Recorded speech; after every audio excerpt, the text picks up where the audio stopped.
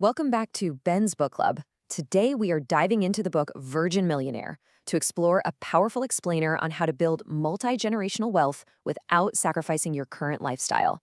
This roadmap comes straight from Ben Nash. He's Australia's most followed financial advisor and the founder of Pivot Wealth. Look, if you've ever felt like your massive financial goals are just completely stalled, or maybe you're terrified that building wealth means you have to stop actually living your life today, well, this explainer is exactly what you need. Okay, let's dive right into this incredibly empowering concept. You see, being a virgin millionaire isn't just about hitting some magic number in your bank account, right? It's really a total identity shift. Nash wrote this specifically for those of you out there who absolutely do not have a wealthy family safety net to fall back on. You're the ones breaking the cycle. You're the first generation wealth builders. It totally shifts the psychology from just getting rich to actually establishing a financial fortress for future generations, literally starting from scratch. Now, what's really fascinating here is how this completely shatters that tired, traditional money advice we've all been fed for years. You know the exact narrative I'm talking about. Extreme frugality, never buying a coffee, sacrificing all your joy, and just being absolutely terrified of any debt. Well, Nash completely throws that out the window. His approach replaces that whole grind and sacrifice mentality with automated abundance, lifestyle balance, and, get this, leveraging productive debt. It's all about psychology and better systems, not just pure exhausting willpower. To get us there, Nash introduces a core framework, the 5 smart money stages. These are foundations, focus, strategy, accelerate, and total independence. We're going to use this 5-stage diagnostic roadmap to help you pinpoint exactly where you are in your financial journey right now. So, let's kick things off with stage 1, building the foundations. This is basically the survival phase. If you're living paycheck to paycheck, just trying to manage immediate cash flow, you are right here. The goal at this stage isn't some complex investing strategy. It's literally just gaining early traction and building momentum.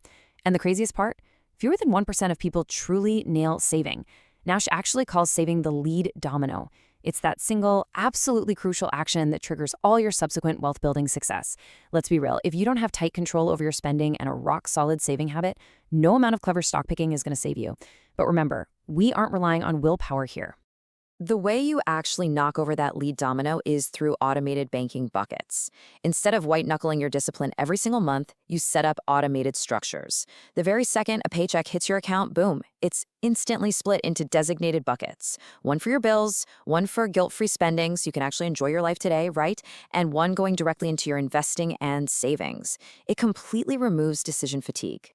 And that naturally builds right into stage 2, finding your focus. Okay, so you've graduated to this stage once you've built up a solid emergency buffer. You have some stability, but at this point, you might feel like your cash flow is just a bit stagnant. Your energy and your money really need to be directed toward what matters most to prevent you from plateauing. And here, Nash completely flips the script with a pretty wild hot take. He argues that budgeting is absolutely not just for people who are struggling. Actually, high earners need a budget the most. Why? Because of this silent wealth killer called lifestyle creep. When you start making more money, it's so incredibly easy to just start spending more without even realizing it. And that totally stalls your wealth acceleration. So in this stage, a budget is actually a tool for abundance, not restriction. So I want you to take a second right now to self-diagnose. Which stage are you stuck in? Are you still in stage 1, trying to automate that lead domino of saving? Or have you reached stage 2, where you're kind of trapped in this stagnant stability, fighting off lifestyle creep? Pinpointing this is literally half the battle. Once you have that focus dialed in, we enter stage 3, strategy and optimization. This is where things get exciting. You're pivoting your primary energy away from just saving money, and you're moving toward intentional asset building. It's really about squeezing way more performance out of the resources you've already accumulated. And that brings us to one of Nash's most counterintuitive, debate-sparking hot takes. You need debt to get rich.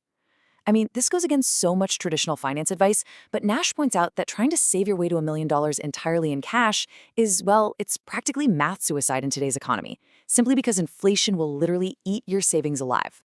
But hey, we have to be extremely clear here about the massive difference. Nash is definitely not talking about destructive lifestyle debt. Credit cards, massive car loans, those are absolute wealth destroyers. What he means is productive investment debt.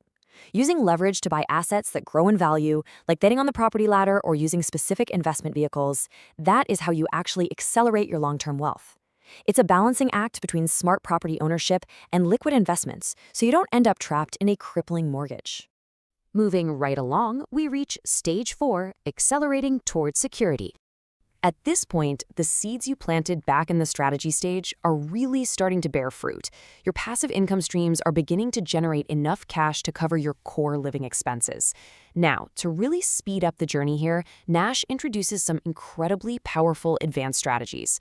People often call these the unsexy wealth drivers, but they are absolutely vital. Nash emphasizes that minimizing what you leak to the government through smart, fully legal tax structures is, well, let's just say it's just as important as maximizing your investment returns. By utilizing things like trusts, bonds, and really efficient investment structures, you keep way more of your money compounding for your own family's future, rather than just handing it over in taxes. Now, because these tax and investment structures get pretty complex, Nash gives a massive piece of advice. Do not do this alone. Stage 4 is exactly where you need to build your money dream team. Having a vetted, highly trusted circle of experts like financial planners, proactive accountants, and really sharp mortgage brokers is the ultimate cheat code. They're going to help you scale your wealth securely and catch all those blind spots you definitely miss on your own. Finally, we arrive at the ultimate destination, Stage 5, total financial independence.